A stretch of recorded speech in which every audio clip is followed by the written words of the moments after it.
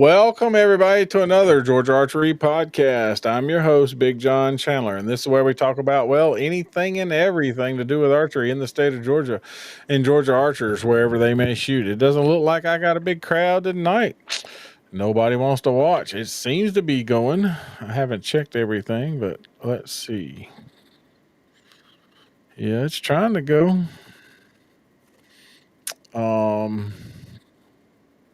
Should be counting down any minute. This is where we talk about, See, well, it's anything working. and everything to do with archery. Yeah, it's up and up and running. Anyway, I'm Big John, and everybody knows this is Georgia Archery. Today, I have a special guest with me that, he's uh, cutting out, doing his thing. Let's see here. Let me get him back in here. Oh, Lord, it says you're offline. Let's change this back. Settings. Let's replace you with that one. Replace. Oh. There he is. What up there, Danielle? What's up, buddy? What's going on, Brand? Oh, me. We driving home. Yeah.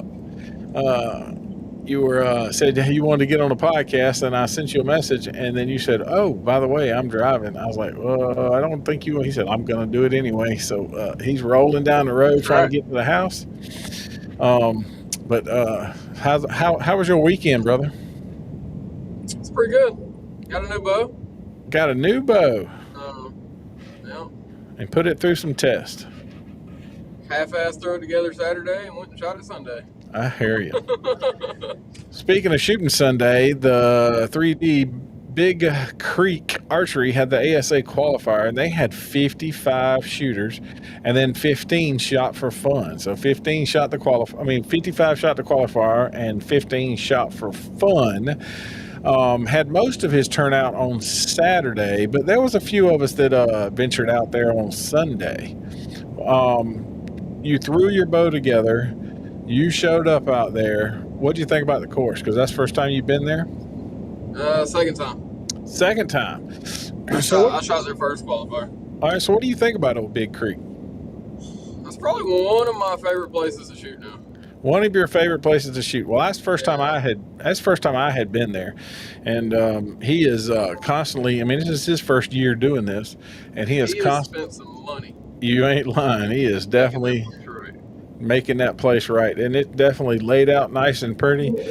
I told somebody the other day, where in the world do you go to a 3D shoot, local 3D shoot, and they have 3D targets on the practice range? Not just one or two, he's got like 10. Yeah, so a whole bunch, and all the different distances, so you can actually, check your marks on a 3D animal. That's how I figured out how I was going to shoot Sunday, because my sight tape was way off. Like, way off. I hear you. Them dots that, on a bag don't always transition to 3D targets for sure. I had a great time. I did too. I went. We was trying to beat. there was supposed to be some rain, and well, you know how that goes, right? Did y'all get caught in it? It actually skirted us. So we shot the first 5 targets, and then when we got back, it started sprinkling, and it looked like on the track, it looked like it was going to be, oh my God, So David goes, I don't think I want to shoot in this rain. He said, I just did tack and it was nasty and I don't want to do it. So we started moseying back after the first 5 targets. We figured, hey, we looked at it, it was going to push through. Well, it sprinkled a little bit, and then the next thing you know, it was over. So we went back out there and had a good time. Yeah, we didn't. Because I got there a little later and we didn't hit none of it. Yeah, you got down there and the sun popped out. Because y'all were on what, target 3 or 4? Got hot. Yeah, you were on target 3 or 4 when I was coming around 17, 18. We come by you. Yep. But I think he has a great shoot. I think he does a great job. I think he's working to. He's taking advice from everybody. I think I mean, the walking path is like mowed like pretty, and paths to the targets are clean. Um, you know, it was a lot like Kentucky in the way of standing out in the open, shooting into the dark on a lot of the targets. And so, look, we lost him. That's what happens when they ride down the road. How's everybody doing tonight? I know there's a couple of us watching. So, anyway, that's how Big Creek went, and we had a great time. Thanks for hosting that event, and I appreciate that going on. Saturday, he had a good crowd. There he is, back again. You keep dropping, don't you?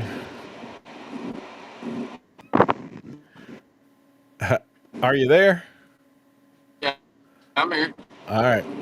So on Saturday, me, Robbie, and a whole lot of the S3DA kids were at the S3DA event on Saturday, which is the last event of the year, which is the S3DA State Championship 3D. They had 74 archers shooting at that event, and we had a great time.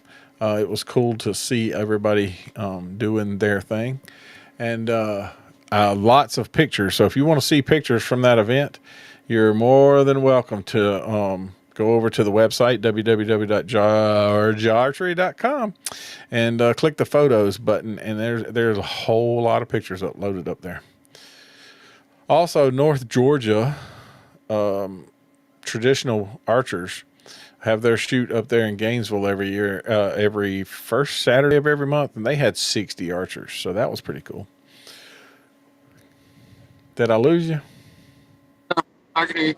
Okay. You just got your thing turned. Yeah, I don't. You're.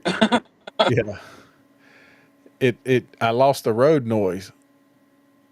Yeah, I disconnected from my truck. Oh, okay. That was a lot better. The road noise is not near as loud now. So, yeah, but like I said, we'll go back to what Big Creek, man. That was a good shoot, and I enjoyed it. That is one of the cleanest ranges. As Yep. far as easy to navigate, easy to walk, and he's got enough there that he can set that range up Multiple ways. Oh yeah. He built. I will say that range this weekend was one of the hardest ranges I've shot in a long time. But it was fun. It was a blast. I mean, you were standing there when I got done. I come up laughing, cutting up with a smile on my face. That was fun. It was a lot of fun. I had read some people post about, it was long, and it was this, and it was that. Some of it may have been that Saturday it was hot, real hot. So this is kind of why I want to jump on here. Yep. I've seen some comments about it. I've heard a couple comments about it, seen a couple posts about it, and people crying that, one, it's too long, it's too hard. Guys, we're at the end of the year. We should be expecting that at the end of the year. Yeah, we shouldn't be cakewalks now. I get that we're down to the last couple qualifiers and people are trying to make up points. Hell, I'm trying to make up points. But at the end of the day, everybody that shoots that range has to shoot the same 20 targets. That's right. From the same state, same yardage. Yep. So if you didn't compete very well, then that just means go practice. work on the things. Club, because in Georgia we already don't have many clubs left. 100%. If all these clubs hear is negative stuff about how they set ranges after they put in a pile of work to set a range, they're not going to want to do it no more.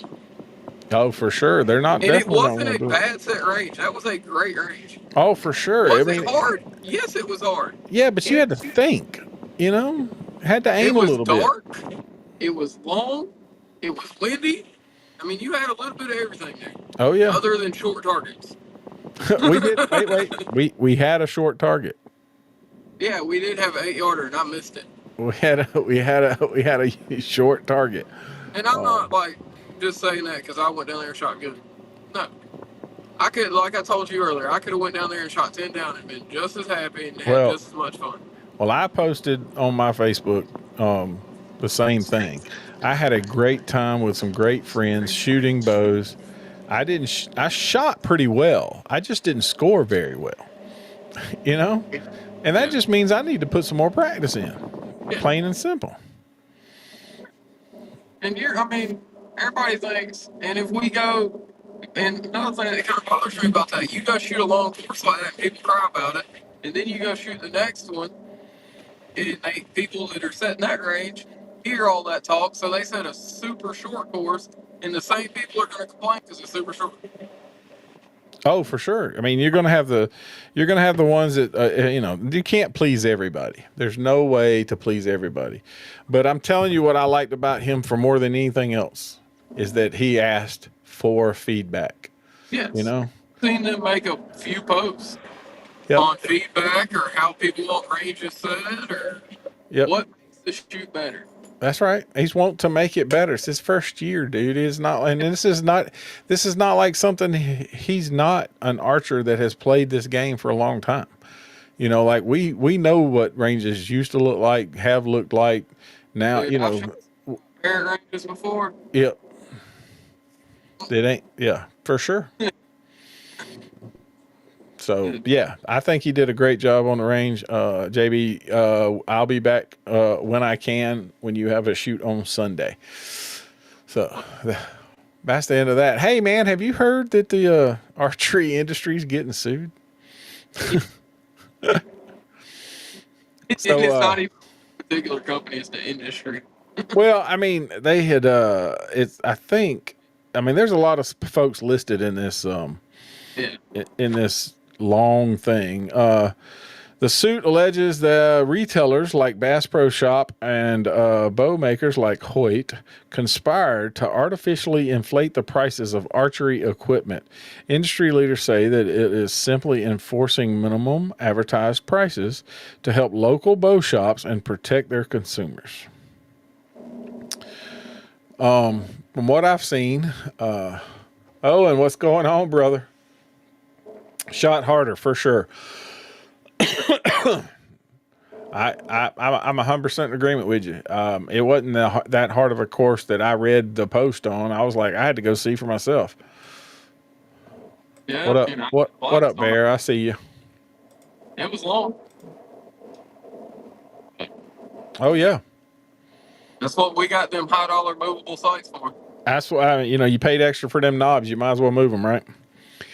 The proposed class action lawsuit was filed in federal court last week, accusing the archery industry of price fixing at all levels. The suit, which is filed May 30th in the District Court of Utah, named big box stores, retailers like Bass Pro Shops, bow manufacturers like Matthews, and the Archery Trade Association for conspiring to fix the prices and eliminate price discounting and competition for archery products. So that's crazy. 63 pages on this lawsuit. Oh, crap. So I think Greg pulled did a podcast about it. He just posted it. It talks about a minimum advertised pricing, which is MAP. If anybody doesn't understand what MAP is, many archery companies, outdoor retailers won't sell their archery equipment, particularly compound bows, for less than a certain amount. And if the bow shop undercuts or agrees upon the advertised price, manufacturers can and have enforced the MAP policies. And can revoke dealerships or whatever they want to for that brand, the actual sales price of the bow. So MAP pricing was put into place to combat online sales from like Amazon and to keep your store so that Amazon wasn't beating your price. So you're like, well, there ain't no reason to sell that product because Amazon's got it. That's what it was there for. So. We know of a shop that's had their dealership revoked because of that. For sure. Definitely so. But that's a different monster, right? Why is that price fixing and making the prices too high? I mean, inflation is around. Wasn't it earlier this year people were paying $10 for a thing of eggs? And the problem is, if these big places like Amazon and all that start getting bows cheap, you're not gonna have no pro shops anymore. You ain't lying. And then who's going to work on them? I mean, you're going to send it back to Amazon and get them to twist your peep or, time your cams. I mean, don't get me wrong. There's a lot of people that have a press in their house, and then they work on it. I mean, you got one, you work on it yourself, but the difference is, yeah, but the difference is there's lots of times that you get past the point of what you can do, and you need somebody else to help. And if you if you bought it off Amazon, they ain't gonna help you. So, what's up, man? You missed our discussion, JB. We was talking about the Big Creek and how great your shoot was this weekend. We had a great time. It was not easy, made us think, made us work, and we had a good time. So. You're right, Bill. It's not price fixing. It is not price fixing. It is trying to keep Amazon from underbidding the shops. That's what that's why it's enforced, is to keep Amazon and other retailers from just outbidding everything you got. So. There's a lot of pro shops. I mean, you really ain't got nothing. You don't have nowhere to send kids on JoEd teams or coaches or any of that. That's right. So you can forget about getting in for it after that. For sure. I mean, that's the thing about it. It's the weirdest thing in the world. It's a stupid thing. I'd like to see where it goes just to figure out, how many, like, how far this guy's going to go. I don't know. It says it's a class action, so I don't know how many people are in this class action, or if they're just looking to get a little money, to keep it quiet. And I'm not sure what's going to happen on that, but keep huh? I said, or make bows cheaper. Well, I mean, everybody wants to make bows cheaper. I buy too many of these things. Level playing field. That's exactly right, Bill. You buy too many of the things. Yeah, so that's the weirdest thing in the world all of a sudden. And then it was like they named all the brands, all the big brands, everybody. Like they all got in a corner somewhere and says, okay, we're going to raise the price to $75 on everything that we got, and everybody's just going to have to deal with it. That's the way it looks, and it's sort of stupid. So. Yeah, I want to watch the Greg podcast. Yep, it just went out. He said he read all of the whole thing, and he has some insight on it. So if you don't know, my boy Greg Poole does the Bow Junkies podcast stuff. He did read all of this, and he has his thoughts and his conclusions of what he come up with by reading it. So you can go see that. I haven't read it. Greg's gonna put it out there. I haven't read it. I don't know, but He's not gonna sugarcoat nothing. That's a fact. He ain't gonna hold punches. That's for sure. That's right. But yeah, so that's what we got going on. And in the whatever. So who's shooting this weekend? Well, first off, S3DA Eastern 3D National Championships. They're going from the 12th to the 15th over in Kentucky. So if you're S3Ders and you're going to the Nationals, good luck to you. Also, U.S. Archery has their Field Nationals going on this weekend. So those are two big events that are national events going on that, some people maybe, I know some of the others are going to. What's up there, Danny? Danny boy. That snake, you get that snake taken care of? It bit you so hard? He tore that garage apart. That was hilarious. I mean, I hope you got it doctored up after he bit the heck out of you.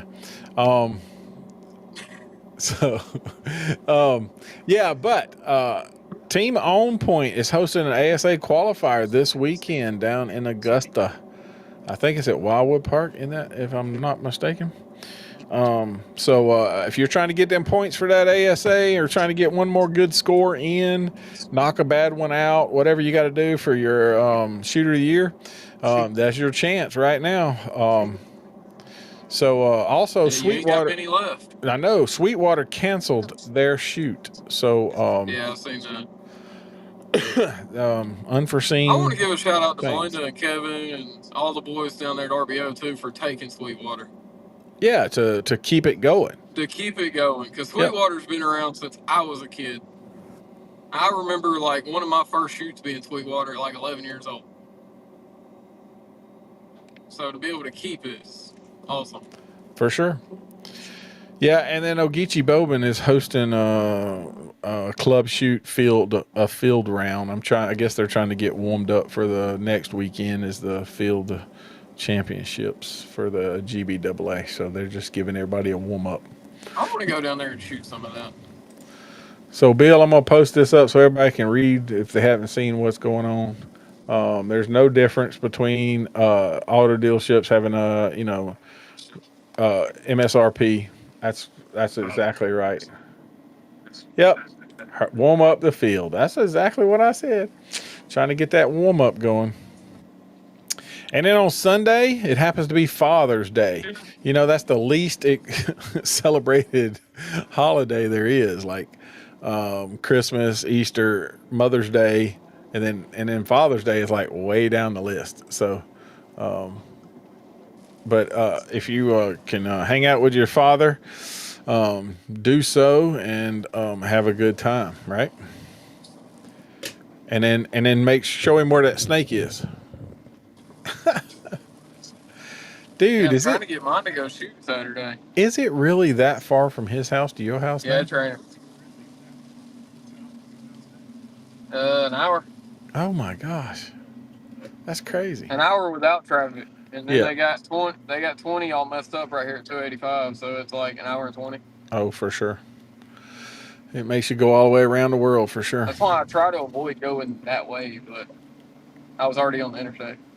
I understand. But yeah, I'm actually about to go home. My new Knox came in today, so I'm about to go build some arrows and pop all my arrows through paper. Make sure that thing's right. Yeah, it was not right Sunday, that's for sure. Well, you guessed pretty well over there for sure. Yeah. Oh, I got lucky. I got lucky. Yeah. Every day is Father's Day. I hear you. What do you think about the Rushmore and ATA being together this year? Well, let's see. Let's talk about that. I think it's not a bad thing because I would brother, if I'm gonna be there, I would shoot, but I'm not gonna drive or fly to Yankton for that shoot. So essentially, they may get me as a participant extra, right? Yeah. And if it brings up more participants, I think that's a great thing. So. Yeah, I mean, and it brings a crowd to see the tournament side of it too that might not ever see it. For sure. Bill said participation points is BS. There's a lot of folks that feel that way. There is a lot of folks that feel that way. I don't know. After this weekend, some folks were proud of them participation points. Sometimes it's a good thing to be. It depends on what side of the participation points you are. Oh, but yeah. So it's Father's Day.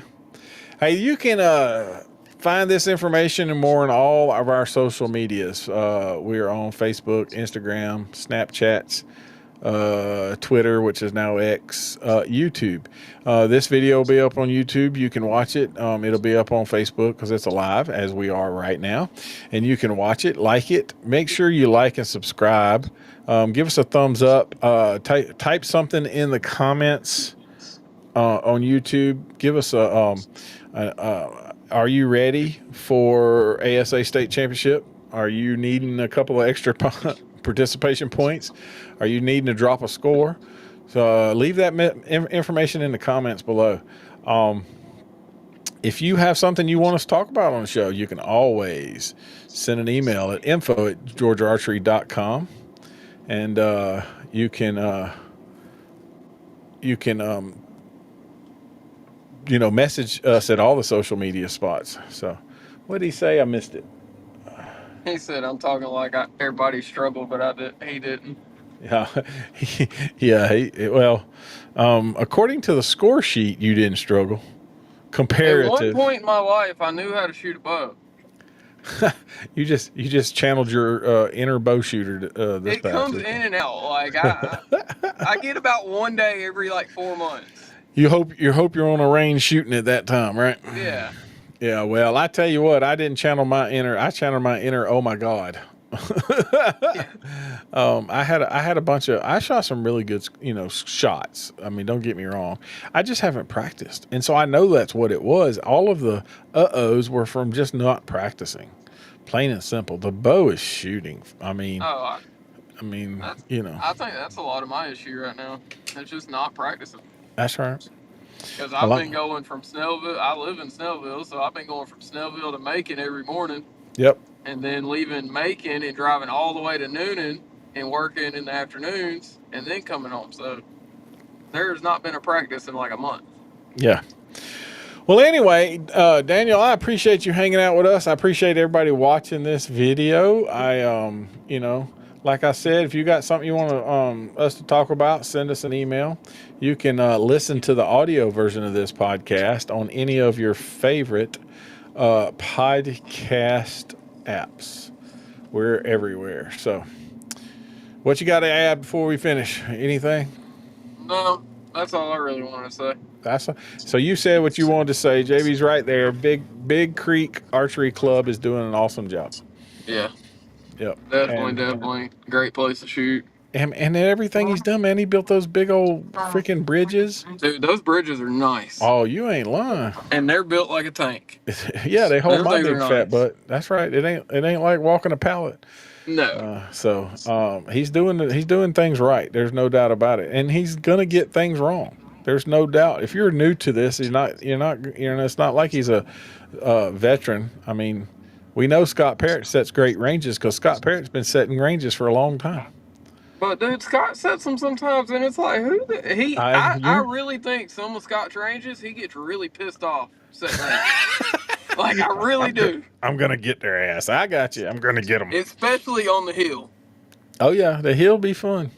The hill kicks my butt. But that's a great thing, right? That's not what it's about. That's why we go shoot it. Fun. That's why we play this game, for 100%. It to be challenging and for the competitive part of it. Yep.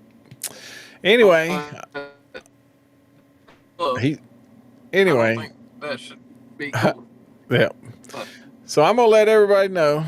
Take someone, teach them how to shoot a bow. It will last them a lifetime. Until next time, I'm Big John. That's Danielle, and we'll see y'all.